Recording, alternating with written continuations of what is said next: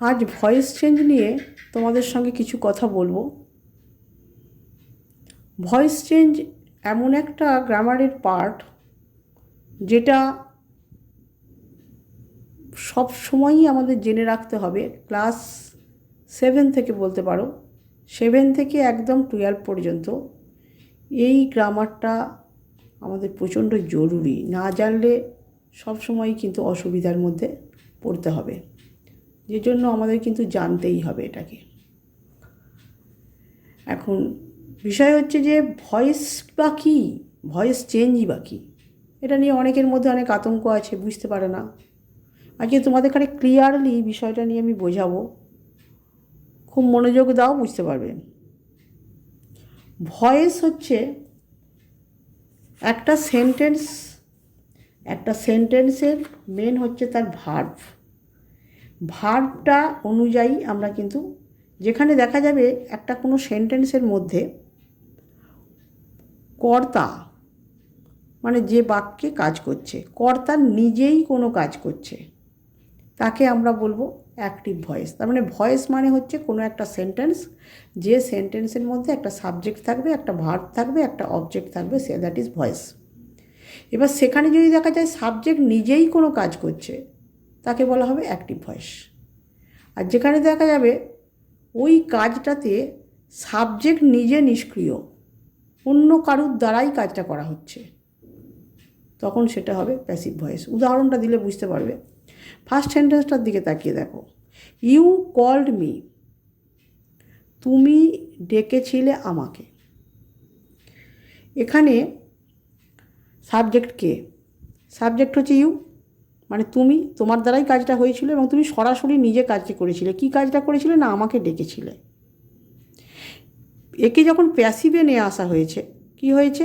আমাকে ডাকা হয়েছিল তোমার দ্বারা, তার মানে আমি সেই ক্ষেত্রে নিষ্ক্রিয় ছিলাম। এখানে দেখো সাবজেক্ট নিজে সক্রিয়, নিজে কাজ করেছে, না সে আমাকে ডেকেছে, নিজে সরাসরি কাজটা করেছে। এখানে কিন্তু যে সাবজেক্ট সে কিন্তু নিষ্ক্রিয়, মানে আমি এখানে হচ্ছে সাবজেক্ট, অবজেক্টটা সাবজেক্ট হয়ে গেছে। ওটা কিভাবে হয়েছে আমি পরে বলছি। তা এখানে কিন্তু আই দেখো, এ কিন্তু নিজে কিছু ডাইরেক্ট কাজ করছে না, আমাকে ডাকা হয়েছিল তোমার দ্বারা, তার মানে আমি কোনো ডাইরেক্ট কিছু করিনি, তাহলে এটা প্যাসিভ ভয়েস। এবার অ্যাক্টিভ থেকে প্যাসিভে আমরা কিভাবে নিয়ে এলাম, পদ্ধতিটা কি? না, বাক্যের যে 3টে অংশ বললাম, এই ইউ হচ্ছে বাক্যের সাবজেক্ট, কল্ডকে বলা হবে ভার্ব, আর এই মিটা হচ্ছে অবজেক্ট।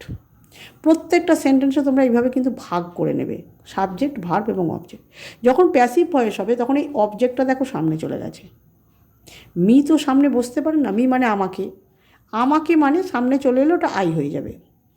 এইবার এই যে ইউ ছিল সাবজেক্ট, এ দেখো লাস্টে চলে গেছে, তার মানে অবজেক্ট চলে যাবে সামনে, আর যে সাবজেক্ট ছিল সে চলে গেছে লাস্টে, এবং তার আগে একটা বাই যোগ করা হয়েছে। এই যে কল্ড মেন ভার্বটা, সেই ভার্বটা যা ছিল তাই বসে গেছে। নিয়ম অনুযায়ী ভার্বের পাস্ট পার্টিসিপল ফর্মটা এখানে বসবে। কল্ডের ক্ষেত্রে পাস্ট টেন্সও যা, পাস্ট পার্টিসিপলও তাই, সেই জন্য এখানে কল্ডই বসে গেছে। আর কি করা হয়েছে? তার আগে দেখো একটা বিভার্ব বসেছে। বিভার্ব কাদের বলা হয়? অ্যাম, ইজ, আর, ওয়াজ, ওয়ার, এই 5টা বিভার্ব একেবারে মনে রেখে দাও, এই 5টাকে বলা হয় বিভার্ব। ওয়াজটা বসানো হয়েছে যেহেতু সেন্টেন্সটা পাস্ট টেন্সে আছে, সেই জন্য ওয়াজ। আর একজনকে বলা হয়েছে বলে ওয়াজ। এইটুকুটাই মনে রাখবে। যদি একজনকে কিছু বলা হয় বা একজনকে নিয়ে কাজ করা হয়, আমি হচ্ছে সিঙ্গুলার, যে জন্য এখানে ওয়াজ করা হয়েছে এবং পাস্ট টেন্স। তাহলে নিয়মটা হচ্ছে অবজেক্ট সাবজেক্ট হয়ে যাবে, মাঝখানে ভার্ব যেমন ছিল তেমন বসে যাবে, আর সাবজেক্ট কি হবে? লাস্টে চলে যাবে বাই যোগ করে। এবার আমি টেন্স অনুযায়ী সিরিয়ালি করাচ্ছি, 3 নম্বর সেন্টেন্সে যাচ্ছি। দেখো এটা একটা প্রেজেন্ট টেন্সের সেন্টেন্স। আই ডু ইট, আমি এটা করি। তাহলে করি মানে এখন করি, বর্তমানকালের বিষয়। এখানেও তোমরা যদি এভাবে ভাগ করে নাও, সাবজেক্ট হচ্ছে আই, ডু হচ্ছে ভার্ব, আর ইট হচ্ছে অবজেক্ট। এটাকে আমরা এবার প্যাসিভ ভয়েসে নিয়ে আসবো। তোমাদেরকে আগের বারে কী বললাম, কী নিয়ম? যে অবজেক্ট সে সামনে চলে যাবে, চলে গেছে, আর যে সাবজেক্ট ছিল সে কিন্তু অবজেক্ট হয়ে যাবে বাই যোগ করে। তাহলে এটা কি হবে? বাই মি হবে। আর এইখানে যে ডু ভার্বটা ছিল সেই ডু ভার্বটা কিন্তু ডান হয়ে যাবে। ডু এর পাস্ট পার্টিসিপল ফর্ম বললাম, যেটা ভার্ব যেটাই থাকুক অ্যাক্টিভ ভয়েসে, আমরা প্যাসিভ ভয়েসে কিন্তু তার পাস্ট পার্টিসিপল ফর্মটা বসাবো। তাহলে ডু এর ক্ষেত্রে ডু ডিড ডান, আর আগে একটা বি ভার্ব বসবে। তোমাদেরকে যেটা বলছিলাম, আগে একটা বি ভার্ব বসবে। বি ভার্বটা কী বসবে? অ্যাম ইজ আর ওয়াজ ওয়ারের মধ্যে। এই ক্ষেত্রে ইজ বসেছে। কেন বসেছে? কারণ ইট মানে একটা সিঙ্গুলার, একটা জিনিসকে বোঝানো হয়েছে যে এটা করা হয়েছে আমার দ্বারা। তাহলে ইট একটাকে বোঝানো হয়েছে এবং এটা প্রেজেন্ট টেন্স, যে জন্য ইজ। এক্ষেত্রে দেখো একজনকে বোঝানো হয়েছিল, পাস্ট টেন্স ছিল, যে জন্য ওয়াজ করা হয়েছিল। এটা যেহেতু প্রেজেন্ট টেন্স, ইজ। অ্যাম আর ইজটা হচ্ছে প্রেজেন্ট, আর ওয়াজ আর ওয়ারটা হচ্ছে পাস্ট।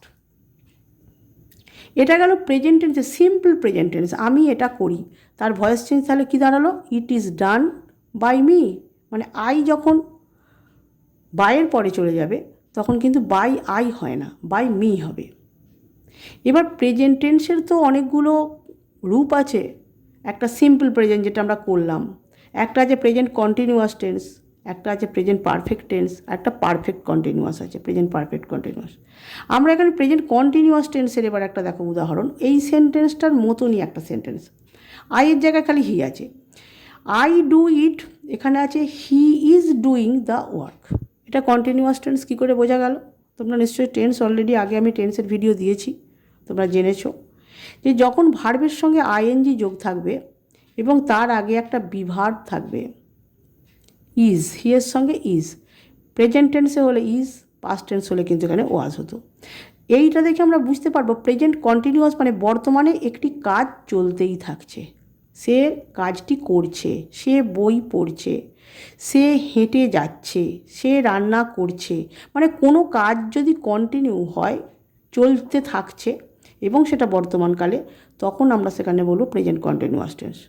এই ক্ষেত্রে নিয়মটা কী? আমরা তো এখানে নিয়ম শিখছি, অ্যাক্টিভ থেকে প্যাসিভে যাওয়ার নিয়ম। কিন্তু পরীক্ষার সময় তোমাদের অ্যাক্টিভ দিয়ে দেবে, প্যাসিভ করতে হবে, অথবা প্যাসিভটা দিয়ে দেবে, অ্যাক্টিভ করতে হবে। That is voice change. তাহলে he is doing the work, এখানেও আমরা ওই একইভাবে সাবজেক্ট ভার্ব অবজেক্ট বার করে নেবো। এ হচ্ছে সাবজেক্ট, এই ইজ ডুইং সবটা হচ্ছে ভার্ব, আর দ্য ওয়ার্ক হচ্ছে অবজেক্ট। তাহলে ভয়েস চেঞ্জ করার সময় আমরা কী করবো? এই দ্য ওয়ার্কটাকে সামনে বসিয়ে দেবো, কারণ অবজেক্ট সাবজেক্ট হয়ে গেল। ইজ যেমন ছিল তেমন বসে গেল, এখানে ইজ ছিল, ইজ বসে গেল। এই যে আইএনজি অংশটা, মেন ভার্ব ছিল ডু, ডু এর সঙ্গে আইএনজি যোগ আছে। এই আইএনজির জন্য কিন্তু এই বিইংটা বসলো। শুধু ওই আইএনজির জন্য আমরা এখানে বিইং করলাম, অর্থাৎ বি ভার্ব প্লাস আইএনজি। আর ডু এর পাস্ট পার্টিসিপল ফর্ম হচ্ছে ডান। তাহলে তোমাদের একটা কথা খুব সহজে মনে রাখা যাবে যে যখন প্রেজেন্ট কন্টিনিউয়াস টেন্স হবে আমাদের এখানে তেমনভাবে কিছুই করতে হচ্ছে না, অবজেক্ট সাবজেক্ট হয়ে গেল। ইজ ডুইংটাকে করব ইজ বিইং ডান, এইটুকুটা মনে রাখলেই কিন্তু হয়ে যাবে। আর বাই যোগ করে হি লাস্টে চলে যাবে। বাই হি তো হয় না, যেমন বাই আই হয় না, তাহলে বাই হিও হয় না, বাই হিম। তাহলে মনে রাখবে যদি শুরুতে হি থাকে লাস্টে গিয়ে বাই হিম হবে। আর এই অবজেক্টটা কিন্তু এখানে সাবজেক্ট হয়ে গেছে, আর ইজ ডুইংটা হয়ে গেল ইজ বিইং ডান। এইটুকুটা মনে রাখলে, মানে ইজ কিন্তু ইজই থেকে যাচ্ছে। ডুইং ছিল বলে আমরা ডুয়ের জন্য ডান করেছি, আর এই আইএনজি ছিল মেন ভার্বের সঙ্গে বলে বিইং। তাহলে তোমাদের মনে রাখার খুব সুবিধা, প্যাসিভ ভয়েসে তোমরা অবজেক্ট বসাবে, তারপরে কিন্তু বিভার্ব বসাবে, তারপরে বিইং যোগ করবে। বিইং করতেই হবে, যদি কন্টিনিউয়াস টেন্স হয় তাহলে আমরা এই বিইং বসাবই। আর এখানে আমরা কিন্তু বিভার্ব বসাবো, ভার্বের পাস্ট পার্টিসিপল ফর্ম বসাবো। এটা একটা সূত্রের মতো, এই সূত্রটা দিয়ে আমরা মনে রাখবো প্রথমে অবজেক্ট, তারপরে ভার্ব, ভার্বের যে অংশগুলো রয়েছে বিভার্ব প্রথমে বসাবো, তারপরে বিইং বসাবো, তারপর মেন ভার্বের পাস্ট পার্টিসিপল ফর্ম বসাবো। তারপরেটা কিন্তু present perfect tense. Present perfect টেন্সের ক্ষেত্রে কী বসে? হ্যাজ, হি হ্যাজ ডান ইট, সে এটা করেছে, বর্তমানকালই করেছে। তাহলে কাজটা করা হয়ে গেছে কিন্তু তার ফল বর্তমান আছে, তখন আমরা প্রেজেন্ট পারফেক্ট টেন্স বলি। এই ক্ষেত্রেও দেখো একই নিয়ম, ইটটা সামনে চলে এসেছে, হ্যাজটা হ্যাজ বিন হয়ে গেছে। তাহলে তোমাকে এই ক্ষেত্রে মনে রাখতে হবে প্যাসিভ ভয়েসের ক্ষেত্রে যদি প্রেজেন্ট পারফেক্ট টেন্স হয়, প্রেজেন্ট পারফেক্ট টেন্স কী করে বুঝতে পারবে? হ্যাভ হ্যাজ বসবে, সাবজেক্টের পরই হ্যাভ বা হ্যাজ থাকবে। এবং ভার্বের পাস্ট পার্টিসিপল ফর্ম করে দেওয়াই থাকবে। তাহলে তোমাকে ইটটাকে সামনে নিয়ে আসতে হয়েছে, হ্যাজটাকে হ্যাজ বিন করা হয়েছে এবং হিটা লাস্টে চলে গেছে দেখো বাই হিম করে। তাহলে ইট সামনে চলে এলো, হ্যাজ বা হ্যাভ থাকলে আমরা হ্যাজ বিন করে দেবো এবং বাই হিম। এই হলো প্রেজেন্ট পারফেক্ট টেন্সের নিয়ম। এবার যে পাস্ট টেন্সের কথা বলছিলাম, যে ইউ কল্ড মি পাস্ট টেন্সে, তুমি আমাকে ডেকেছিলে, ঠিক সেরকম পাস্ট টেন্সেরও কিন্তু তিনটে ভাগ আছে। একটা সিম্পল পাস্ট, এই যে সেন্টেন্সটা ধরে যদি আমরা করি, হি রোট এ বুক, সে একটা বই লিখেছিল, অনেক দিন আগেকার ঘটনা, লিখেছিল। এটাকে যদি আমরা প্যাসিভ ভয়েসে নিয়ে যাই, দেখো এ বুক হচ্ছে অবজেক্ট, রোট হচ্ছে ভার্ব, আর এ হচ্ছে সাবজেক্ট। তাহলে এ বুক সামনে চলে এলো, অবজেক্ট সামনে চলে এলো। রোটের পাস্ট পার্টিসিপল ফর্ম কি? রিটেন। পাস্ট টেন্স, এটা অ্যাকচুয়ালি ভার্বটা হচ্ছে রাইট, রাইটের পাস্ট পার্টিসিপল ফর্ম হচ্ছে রিটেন। তার আগে দেখো একটা বিভার্ব বসেছে ওয়াজ। আমি বলেছিলাম হয় ওয়াজ বসবে, নয় ইজ বসবে, নয় আর বসবে, নয় অয়ার বসবে। তাহলে এখানে ওয়াজ বসেছে, ওয়াজ রিটেন যেহেতু পাস্ট টেন্স বাই হিম। এবার এটাকেই যদি আমরা কন্টিনিউয়াস টেন্সে নিয়ে আসি, তাহলে দেখো এই সেন্টেন্সটা 6 নম্বরের, হি, এখানে হি রোট এ বুক ছিল, এখানে হচ্ছে হি ওয়াজ রাইটিং এ বুক, মানে সে একটা বই লিখছিল। একইভাবে ভাগ করে নেব, হি একটা, ওয়াজ রাইটিং সবটা হচ্ছে ভার্ব, আর এ বুকটা হচ্ছে অবজেক্ট। এ বুক সামনে চলে এলো, ওয়াজ যেমন ছিল তাই বসে গেল। আমি বলেছি কন্টিনিউয়াস টেন্স হলেই কিন্তু বিইং বসবে, অর্থাৎ বিভার্ব বসবে, যেটা আছে সেটা, বিভার্ব কিছু চেঞ্জ করতে হবে না। তোমার অ্যাক্টিভ ভয়েসে যে বিভার্বটা আছে এখানে সেইটাই আমরা বসিয়ে দেবো, এখানেও তাই করেছিলাম প্রেজেন্ট টেন্সে, সেটাই বসিয়ে দিলাম। এবং একটা বিইং কথা কিন্তু এখানেও দেখো যোগ করেছিলাম, এখানেও আমরা যোগ করলাম বিইং। তারপরে রাইটের পাস্ট পার্টিসিপল ফর্ম হচ্ছে রিটেন, রাইট, রোট, রিটেন। রোটটা হচ্ছে পাস্ট টেন্স, রিটেনটা হচ্ছে পাস্ট পার্টিসিপল। এইগুলোর জন্য যে গ্রামার বইয়ে যে ভার্বের ফর্মগুলো দেওয়া আছে, প্রেজেন্ট, পাস্ট, পাস্ট পার্টিসিপল, এটাকে একটু কিন্তু মুখস্থ করে রাখতে হবে, তাহলে কিন্তু ভয়েস চেঞ্জ করা যাবে। রিটেন হলো বাই হিম। আর এই পাস্ট টেন্সেরই যদি পারফেক্ট টেন্সে করা হয়, তাহলে এখানে যেমন আমরা করেছিলাম হ্যাজ দিয়ে, এখানে কিন্তু হ্যাড দিয়ে হবে। হি হ্যাড রিটেন এ বুক, সে একটা বই লিখেছিল।